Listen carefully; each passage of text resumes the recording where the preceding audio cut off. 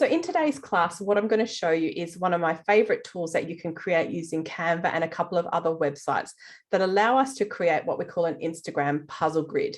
Now, you've probably seen people use these on Instagram. You've probably seen them where you go to someone's profile and you look at all their grid images and you see some terrific sort of, 6, 9, 12, 18 images that all work together to create a larger picture.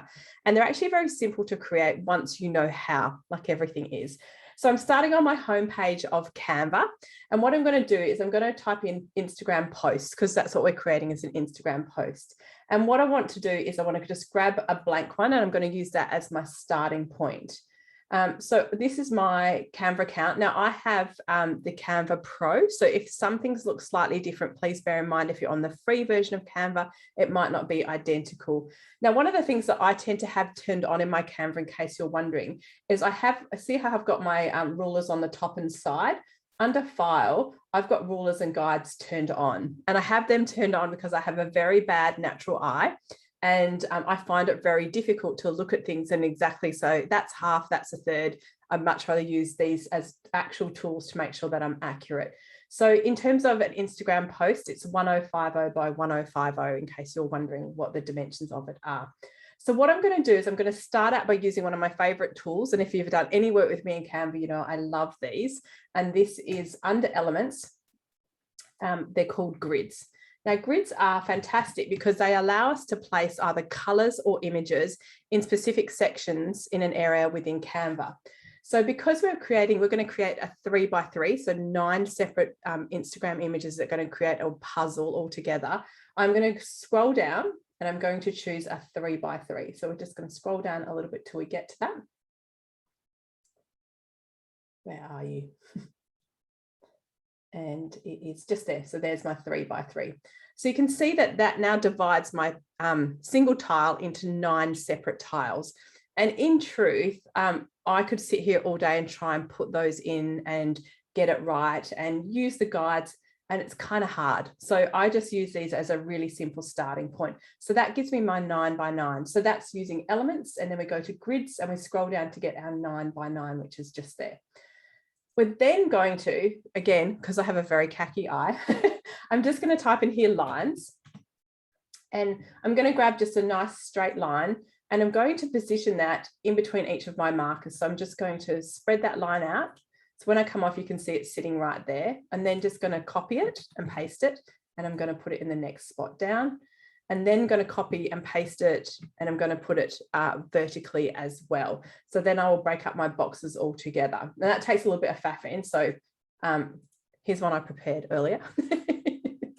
So what I've actually done here is I've got all my grid lines, and once I'm happy, you can then actually delete these grids as a background. So you just hit delete. So then we end up with our 9 boxes that we know are completely accurate. There are several ways in which you can create your 9 boxes. This is my preferred way, but look, it's all roads lead to Rome, so don't overthink it. If you do want to leave the grids in, you're welcome to do that as well. It's entirely up to you what your preference is and your style. I like to have a blank canvas that I can work with. Now, one of the things with Instagram puzzle grids that's really important that you understand is what we're trying to do is we're trying to create 9 individual tiles that come together to create a whole picture. So what that means is that our design has to flow from one tile to the other. So it's really important that we add elements that go all the way across. And a really great place to start is by adding a background. Now, backgrounds are the unsung hero of Canva. They're very much underutilized. So if you go to your left-hand menu and we go to backgrounds, there are a ton to choose from. And what this does is it makes our design go across all 9 tiles. And you can have a scroll through, and what I encourage you to do is choose a design that feels like it resonates with you and your business. So this one here is pretty funky. It's probably a little bit bright for my online social butterfly, so I won't use that. I personally think this is really cute. The little kind of blurred lights can look really nice. There are loads to choose from. And remember to put it on and see how it looks and see how it feels. And also, if you're choosing something, and I'll just show you what I mean by this, once you've got it on there, if it feels a bit bright, you can always change the transparency and dial it back a bit. So see how then I've got a bit of color and a bit of depth, but it's not too bright and it's not too dominating. So I'll probably go with that because it looks quite nice. So what I've done is created a palette that gives consistency across all of my 9 images that I'm going to be creating. Okay. Now, the next step is we're going to add more elements that sit across a whole lot of our tiles. And again, we're going to be in elements and we're going to use a whole bunch of different features. And it's just about trial and error about what feels right to you. Now, what I tend to do is drop everything on and then play and move with it. So I want you to kind of, see how that feels, because sometimes we want to start playing too quickly. So I might put in here, I might type in here a blob, because that's a fun thing to play with. And it will come up with a whole bunch of different blobs. We don't want moving parts, just so that you're aware, because they won't necessarily work across our Canva images, and that can make it really complicated. So I'm going to choose this blob here because it's got lots of nice, interesting points to it. And remember, we want them to go across more than one image. So we're going to move them across so they work across. Can you see that? And the great thing about this new version of Canva is once you have chosen something, it will give you a magic recommendation. And this is based on the fact that I chose this. We think you'll like this, which is kind of helpful because I love blobs and I'm so up for more. So let's grab another little one here and place it across there. That looks kind of funky. Maybe make it a little bit bigger. All right. So I kind of like those blobs. They're fun. I also really like paint. That's a really good keyword to type into elements because that gives you some really fun results. And I quite like these kind of ones here where it's like a paintbrush splashing across. So I might grab one of these. And what I'm going to do is make it a bit bigger. So it goes across a whole bunch. Can you see how it goes across 1, 2, 3, 4 boxes? Nice and interesting. And I've also got, I like those, but I find them can be quite busy on a design, but I'm just kind of popping it there to have a look. And the other thing I really like is I love dots. So I'm going to add some of those as well. So again, having a look what you feel might look interesting. This is kind of cool. Probably a little bit big, so it's not going to quite work. So you can make it a bit smaller. Remember to have it, see it's going across 2 of my designs now, so 2 tiles. And then I can have a look at, that's funky. I'll add that over there. And have a look through, just see what looks like it might be interesting. I actually really like that love heart.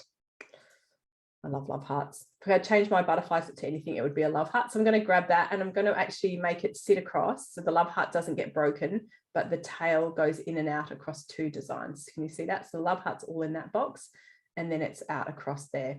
So I've got lots to work with now. Let's have a little scroll and see what else might be interesting.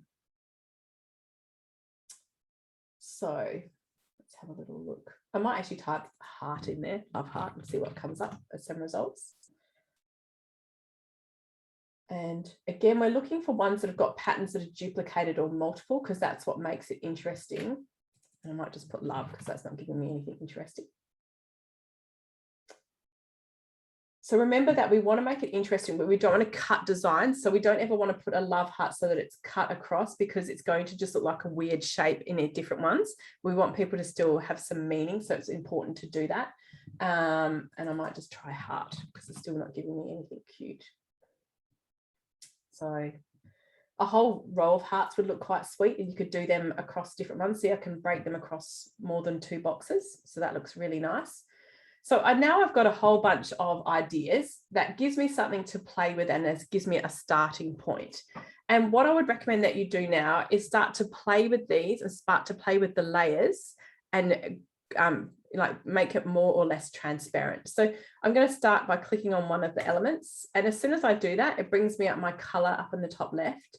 And I can go and grab my palette and I can start to change it. So I might make that one pink because that's part of my palette. I might click on this orange blob and I might make that a gray, but that looks a bit strong. So maybe I'll just dial it back a bit.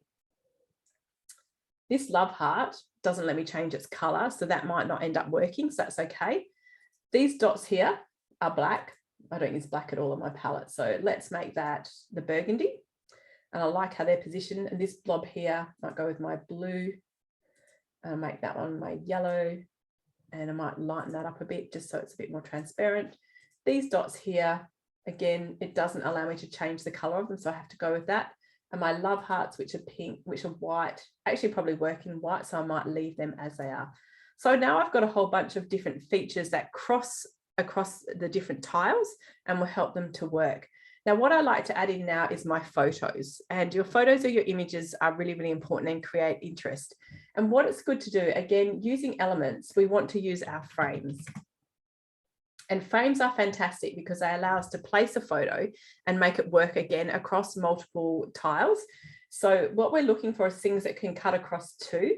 So we might want to add something like a nice box, and that can then go across two frames. So I can make it go across those two there. And that will look quite good and quite interesting. I might want to add a photo that's in a circle, and I might pop that down here. Make it a bit smaller. And then it fits across those two boxes there. That's really cool. I quite like these as effects. Where are you? These ones here. Again, it's that painted look. Obviously, I quite like that for whatever reason I'm attracted to it. So I'm going to pop that up there. Now, one of the things that's really important when you are cutting these, because we're going to cut it like a digital cut, obviously, is that one of the rules of design is that we should never cut a human face. So if we're going to pop images in here that have a human face in them, we need to be mindful that that face doesn't get cut off and that it also looks like it would make sense standing on its own. So I'm going to go to photos and I'm just going to type in women, because that's always interesting what results we get back for that. So there's lots of cool photos of different interesting women. So this photo here, which has got some yellow, which is in my brand kit, could work really nicely over here. So I'm going to pop that and I'm going to just slide her over a little bit. So when that photo gets cut, you can see where the line's going to be. It's just going to have a little box, yellow box on one side and the photo with her face still intact on the other side. So that will actually work really well there. I might just get rid of that because I've got a couple of photos here that I've used recently that might be quite interesting. So I'll scroll down. So this picture here is kind of funky.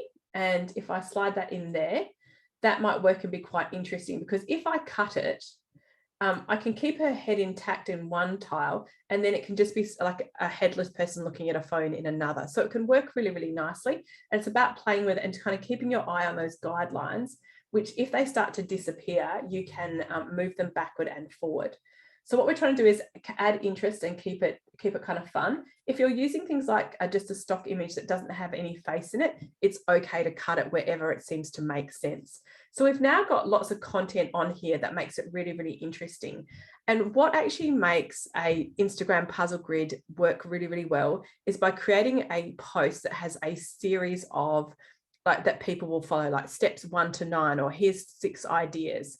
And so what I could do is I could start by saying, I'm going to create a post and please follow me for this series of posts where I'm going to talk about my 9 favorite fonts that I use on Canva. That could be a really fun idea.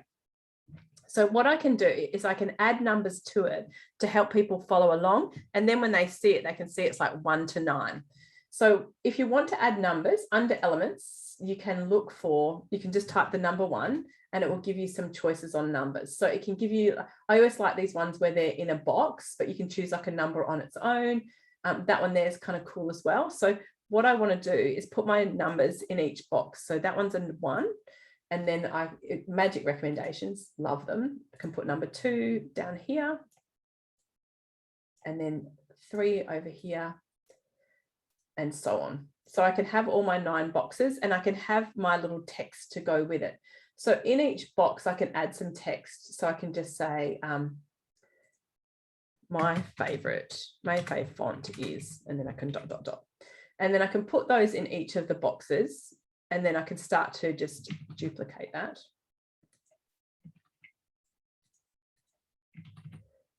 Okay, and bring that over here. So you can start to really play with things and get them in their spaces to see how they work. So I'm not going to create the final design today because honestly I could sit and mess around for hours with this. But what I wanted to show you is this is the process of how we create layers and how we keep it interesting, and also adhering to those really important designs processes of not cutting up something so it doesn't make any sense, and not cutting a human face is really, really important. So once I'm happy with that design, what we want to do is we actually want to get rid of these grid lines. So we know that we don't need them anymore. So we can actually delete them. I need to actually find them where I can access them, which sometimes can be awkward because you get a bunch of other things on there. So I can delete all my grid lines. being difficult. Pull that back down. So I delete all of my grid lines. And then when I'm happy with the design, I just press download. And I can download it as either a PNG or a JPEG. Either or, it doesn't really matter. So you're just going to download that to your computer. Okay. And that then gives you one Instagram tile, but we want 9. So Canva actually doesn't let us cut a single tile into 9 tiles. We actually have to go and use another tool. So we'll go to another website. We're going to a website called Pine Tools. So just pinetools.com. And when you get there, you just put into the search bar, split an image, okay? So it's got a bunch of free tools in Pine Tools. All of them are free to use. And all you do is you grab your image. So I'm just going to go File. And I'm just going to upload my image. And it brings it onto the screen so you can see it there. And it says, what do you want to do with this image? So I want to split it both horizontally and vertically. And I want to split it into blocks of 3. And then blocks of 3. So it's now going to split it into 3 by 3. So it's going to split it into 9 images. So I just say split image, and it says 9 images were generated, and then all of the images are there as individual JPEG files. So I then download all of those, and I now have, I'll just download one, and I'll just bring it up to show you. That is 1 square. Okay. So if I download the next one to it, that's the next square that belongs next to it. So you can see how those belong together. And we'll download the third one just so you can see how it worked. All right, so those are my 3 tiles that work alongside each other. So it is a really, really simple tool. Pine Tools is like a gem for lots of functions that you want to do. It's a free website and has lots of great functionality. So I hope that helps you understand how to create a Canva, an Instagram puzzle grid using Canva and Pine Tools. And remember, this is hours of fun that gets you lots of engagement and interaction.